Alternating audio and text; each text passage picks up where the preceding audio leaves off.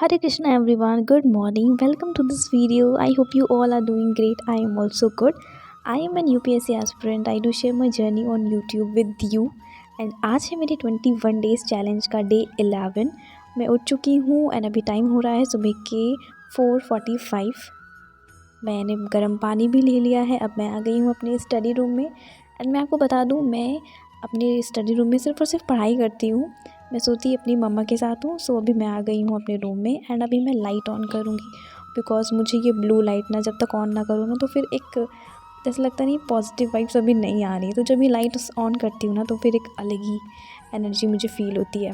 सो अभी मैंने मेडिटेशन किया एंड मेडिटेशन सच में काफ़ी ज़्यादा बेनिफिशियल होता है हमारे हेल्थ के लिए, specially for mental health. And अब शुरू करेंगे अपना दिन एंड आई रियली होप कि आज का दिन भी मेरा प्रोडक्टिव हो। सबसे पहले गर्म पानी का सिप ले रही हूँ मैं, धीरे धीरे बिल्कुल रिलैक्स फील कर रही हूँ। एंड अब लिखूँगी मैं टू डू लिस्ट में जो भी करना है वो लिखूँगी and through out the day इसके लिए रन करूँगी कि नहीं, ये सारी चीज़ें मुझे अचीव करनी है। एंड कभी कभी ही होता है कि मैं चीज़ों को अचीव नहीं कर पाती हूँ। जैसे मैंने कभी कभी अनरियलिस्टिक टारगेट्स बना लिए हो ना, तभी मैं नहीं अचीव कर पाती हूँ। Otherwise I always do achieve my targets. So अब मैं आपसे कुछ बातें भी कर लेती हूँ। लास्ट वीडियोस पे कुछ कमेंट थे रिगार्डिंग एनसीईआरटी कि दीदी एनसीईआरटी की 2-3 रीडिंग्स कैसे करें, 6 to 12 की जब पढ़ लिया, first reading, second reading, third reading, इसका क्या प्रोसेस है। सो सबसे पहले तो मैं ये कहूँगी कि ऐसा कुछ भी नहीं है कि 4, 5, 6 रीडिंग आपको करनी है। नहीं, बिल्कुल नहीं। आपको पता है कि सब्जेक्ट की कौन सी एनसीईआरटी पढ़नी है, चाहे आप 6 to 12 पढ़ो, 9 to 12 पढ़ो, सिर्फ और सिर्फ 11 और 12 की पढ़ो। ये आप पे है। आप इसे एनालाइज़ करके, रिकग्नाइज़ करके देख लो कि हाँ आपको क्या पढ़ना है। टाइम है तो पूरी पढ़ो, टाइम नहीं है तो इट्स ओके। एंड उसके बाद फिर सिर्फ और सिर्फ फर्स्ट रीडिंग में आप ऐसे ही गो थ्रू करो, सेकेंड रीडिंग में उससे अंडरलाइन कर लो, थर्ड रीडिंग में हाईलाइटर से हाईलाइट कर लो। तो ये सारी चीज़ें हो गई। 1, 2, 3 रीडिंग में हो जाएगा, बहुत ज़्यादा उसमें कुछ नहीं करना है। आपको कॉन्सेप्ट समझ में आना चाहिए, ये है। हम क्या करते हैं ना, यूट्यूब पे सुन लिया 3 रीडिंग 4 रीडिंग, तो फिर हमें लगता है बस ऐसे ही करना है। ऐसा कुछ नहीं है। आप खुद को जानो, खुद को समझो। कभी भी दूसरों की चीज़ों को सुन के उसको खुद पे अप्लाई नहीं करना चाहिए। अभी 9 बज गए हैं एंड अब शुरू करेंगे पढ़ाई। मैंने स्टार्ट कर लिया है, ब्रेकफास्ट भी कर लिया है एंड अभी मॉडल इंडिया पढ़ना है। मैं फर्स्ट पार्ट में रिवीजन कर रही थी एंड अभी मेरे को न्यू चैप्टर शुरू करना है। सो करते हैं। सो आपको यही करना है, पहले आप खुद की स्ट्रेंथ वीकनेसेस को जानिए, देन आप ये चीज़ देखिए कि आपको कॉन्सेप्ट क्लैरिटी एनसीईआरटी की हो या फिर किसी भी रेफरेंस बुक की, आप कितने देर में कौन सा टॉपिक कैसे समझते हो, आपकी क्या स्ट्रेंथ वीकनेसेस है। आप लॉन्ग टाइम सिटिंग करना चाहते हो, आप शॉर्ट टाइम सिटिंग में ही सब कुछ पढ़ लेते हो, तो पहले खुद को जानो, फिर चीज़ों को रिकग्नाइज़ करो। ऐसे दूसरों का सुन के नहीं कि किसी ने बोल दिया 2 रीडिंग 3 रीडिंग, ऐसा कुछ भी नहीं है। एनसीईआरटी बुक लेनी है, उसे पढ़ना है, उसे समझना है, उसे हमें रिमेंबर रखना है, ये मैटर करता है। 1, 2, 3, 4 रीडिंग डजेंट मैटर। बस आपको वो चीज़ें याद होनी चाहिए, ये बहुत बड़ी बात है एंड यही इम्पॉर्टेंट भी है।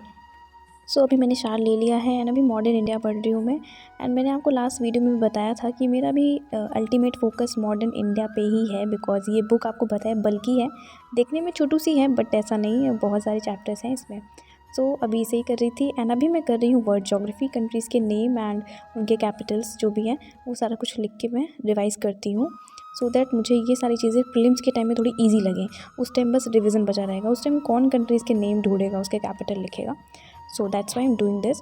एंड अभी मैं ना मैप को ठीक कर रही थी। क्या होता है ना, जैसे इसमें हमने पेस्ट कर दिया तो फिर इसमें ना एयर घुस जाती है, तो फिर उसको निकालना पड़ता है, तो इसलिए मैं मैप थोड़ा ठीक कर रही थी। बहुत अजीब सा ही लग रहा था, बैलून जैसा। एंड अभी यहाँ पे मैं रिवीजन कर रही हूँ एंड अब करूँगी मैं पॉलिटी। बट उससे पहले ना मैं GS2 के पेपर्स के एनालिसिस कर रही थी। पहले मैंने प्रीवियस ईयर क्वेश्चन देखा एंड उसके बाद फिर देख रही थी कि लूसेंट में इससे रिलेटेड कौन से टॉपिक्स हैं, एंड वर्ड हिस्ट्री को भी मैंने एनालाइज़ किया। पॉलिटी एंड वर्ड हिस्ट्री दोनों को मैं देख रही थी। एंड ये ना मैंने प्रीवियस ईयर क्वेश्चन लिख रखे हैं कॉपी में रेड पेन से, तो उसे देख देख के मैं देख रही थी कि मतलब कौन से क्वेश्चन इंपॉर्टेंट हैं, मुझे कौन से करने हैं। बिकॉज देखो, रिसोर्सेज हम जितने लिमिटेड रखेंगे ना उतना हमारे लिए अच्छा है। शुरुआत में तो अच्छा लगता है कि अरे ये बुक ले लो, वो बुक ले लो, वो नोट्स ले लो, ये कोचिंग मटेरियल, तो वो तो अच्छा लगता ही है, बिकॉज़ नई नई चीज़ें लेना किसे नहीं पसंद है। बट प्रॉब्लम वहीं आएगी जब चीज़ों को लर्न रखना पड़ेगा, रिवाइज़ करना पड़ेगा। इसलिए पहले से ही समझ के चलना चाहिए चीज़ों को कि नहीं, रिसोर्सेज कम रखने हैं, दैट्स इट। अब जैसे पॉलिटी का है, लक्ष्मीकांत पढ़ लो एंड उसके बाद फिर ये अपनी क्लास 11 की एनसीईआरटी कॉन्स्टिट्यूशन एट वर्क, तो इतना रिसोर्स पॉलिटी के लिए इनफ है।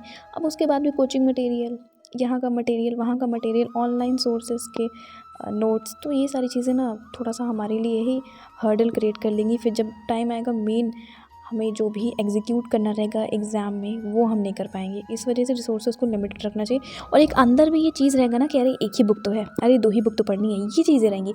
और अगर बहुत सारे 4-5 बुक्स हैं ना, तो फिर फीलिंग ही नहीं आएगी पढ़ने की, ऐसा लगेगा अरे बहुत ज़्यादा है, बहुत ज़्यादा है। इस वजह से रिसोर्सेज लिमिटेड रखने चाहिए। मैंने भी लिमिटेड ही रिसोर्सेज रखा है।